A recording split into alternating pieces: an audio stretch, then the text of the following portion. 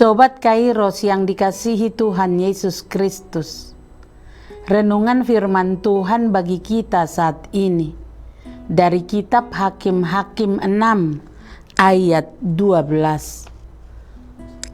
Malaikat Tuhan menampakkan diri kepadanya dan berfirman kepadanya, demikian, Tuhan menyertai engkau, ya pahlawan yang gagah berani. Demikianlah firman Tuhan. Sobat Kairos yang dikasihi Tuhan Yesus Kristus, Gideon yang gagah berani, yang tidak mengetahui dengan pasti, yang disangkanya sebagai seorang nabi, rupanya malaikat Tuhan.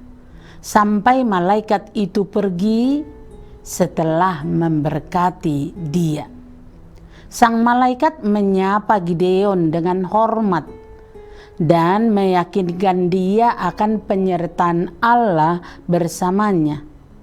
Ia menyebut Gideon seorang pahlawan yang gagah berani. Mungkin karena ia mengamati bagaimana Gideon yang rajin dan setia bekerja, menggirik gandum dengan segenap kekuatannya. Sama dengan firman Tuhan Yesus, orang yang setia dengan perkara kecil akan diberi tanggung jawab dalam perkara yang besar. Gideon adalah seorang yang gagah berani dan giat bekerja, namun terkubur hidup dalam keadaan tidak dikenal karena kejahatan yang tengah merajalela pada masanya. Tetapi dia di sini disemangati untuk melakukan sesuatu yang besar. Tuhan menyertai engkau, yang sama dengan kata Tuhan adalah pertolonganmu, atau Tuhan selalu ada bersamamu. Tuhan menyertai kaum yang paling kecil di antara suku Manase.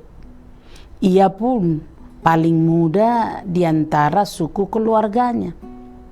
Tetapi Tuhan memilih dia bukan karena keperkasaannya, tetapi oleh karena penyertaan dan strategi Tuhan sendiri. Sang malaikat menguatkan dan memperlengkapi dia. Jika kita disertai oleh Tuhan, maka hal ini akan membenarkan dan menyokong kita dalam pekerjaan-pekerjaan kita.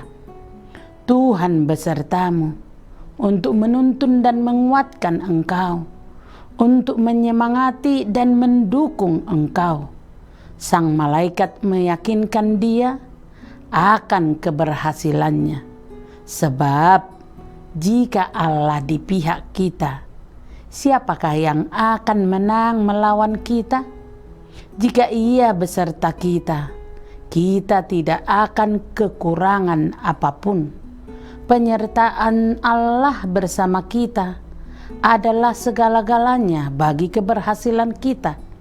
Penyertaannya itu cukup untuk membuat kita dan siapa saja menjadi pahlawan yang gagah berani. Karena itu, kita tidak perlu ragu melakukan kehendak Tuhan. Kurang lebih sama dengan kondisi Gideon. Jangan berputar-putar pada alasan untuk tidak melayani Tuhan. Maju saja, ikut perintah Tuhan. Kiranya Tuhan memberkati setiap rencana kita seperti Gideon. Amin. Selamat beraktivitas Sobat Kairos. Tuhan Yesus memberkati.